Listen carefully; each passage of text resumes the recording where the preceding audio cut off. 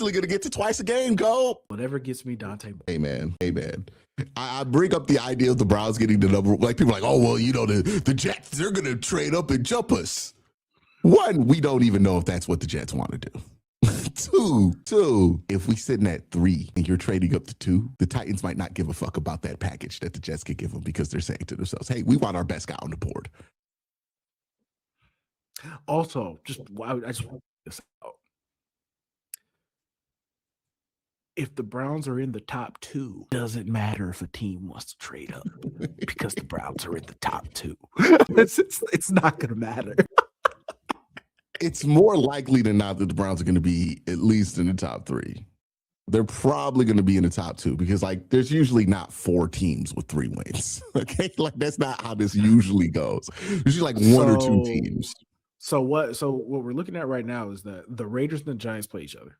Yeah, so unless they tie, somebody got to win that game, right? So that the Browns gets them will be in the top 3 more than likely. Automatically gets them in the top 3, no matter what. If they lose out. Assuming they lose out, which is what they're going to do, they're going to be in the top 3. So that just means that you either need the Giants to win a game somewhere or you need the Titans to win a game somewhere. The Titans also play the Saints. So the Titans are the least likely to pick up a win of all the teams. Well, no, actually the Raiders. The Raiders are the least likely. Well, the Raiders were, but then Pat Mahomes tore his ACL. Yeah, so now officially, like, and I think the Chiefs play both the Raiders and the Titans the rest of the way. Yes. And now those games are actually like winnable. Interesting. Yeah, the Giants play winnable games for the rest of the year. So the Giants are the most likely to win a game in the next 3 weeks. I think the Raiders are the team that you probably want to pick up a win here because they are. I think they're clearly in quarterback territory. Who knows? They are the Raiders. So they might decide to do some dumb shit, or they might decide we're just going to start a rebuild and just try to get a bunch of picks. Like they're the team that could trade to the Jets too, as much as they could just take a quarterback. We'll see. They got the most like 2000s Browns coding of all the teams left in this conversation. Like if it's something you think that like Ray Farmer could do, the Raiders could do. Right? Like, so if there's a team that Julio Jones themselves out the top 5, that's them. The Titans, they're almost certainly going to trade that pick. Whatever pick they get, they're almost certainly going to trade that pick. So yeah, we'll see how the season ends up. Look, I think the Browns are very likely to go over for the last few games of the season. We'll see what Shadore can continue to do, but I think there is a serious question at this point of like, hey, Shadore versus good teams that are trying to win. It's a very different story than when he's playing with teams that are below him in the draft order. Also, the more he gets out there, the more teams are kind of jumping in on his tendencies. He threw the ball 14 times to Harold Feiner. 2 best throws were Isaiah Bond. You know, I appreciate that at least. Yeah, like Shadore is an NFL player. Shadore will have an NFL career if the hype around him allows him to have an NFL career. I don't think Shadore is going to be ready to be a plus level starter soon enough for that to matter for the Browns in the short term. And I think that's ultimately the math that the Browns are working with. Also, it's like, hey, is this a guy you want to pay? Or is he going to be the kind of quarterback that you want to pay? I don't know if that's going to be there. You know, I think he'll be a fun quarterback, an interesting quarterback, right? Kind of reminds me at times of watching Jameis Winston, but I don't know if that's going to be a quarterback you want to sit there and say, hey, we're going to dedicate the whole franchise to and give it everything to him, right? And that's kind of what I thought about him before the draft. So nothing I've seen has really moved me off of that point.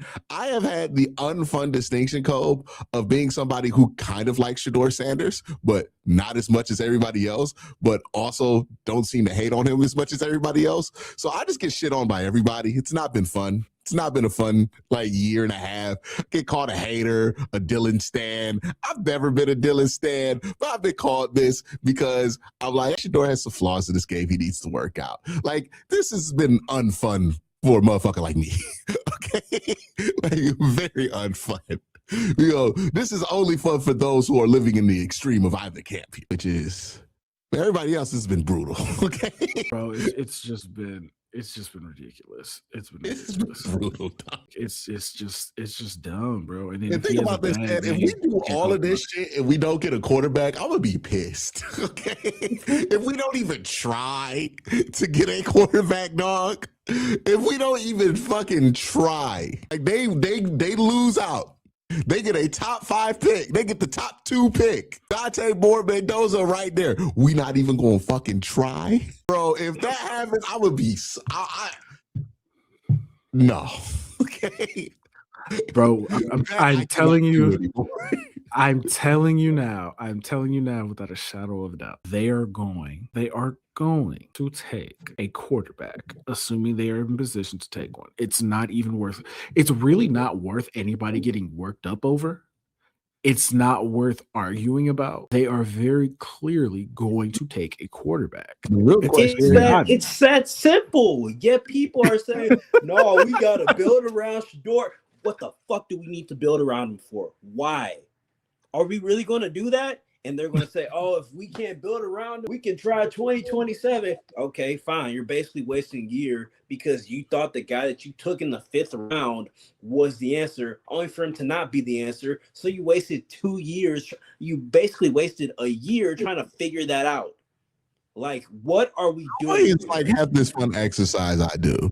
What sounds like the most familiar fuck up that the Browns have done?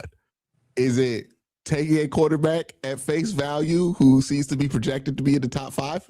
Not really something the Browns have done a ton of. Despite the fact that people are trying to gaslight you on the internet into thinking that the Browns have done nothing but take quarterbacks in the top 5. And these folks clearly just don't know what the fuck they're talking about when it comes to Cleveland Browns football. A lot of people like that have been parachuting in. Oh, the Browns are going to take another quarterback in the top 5. Bitch, we've done it twice.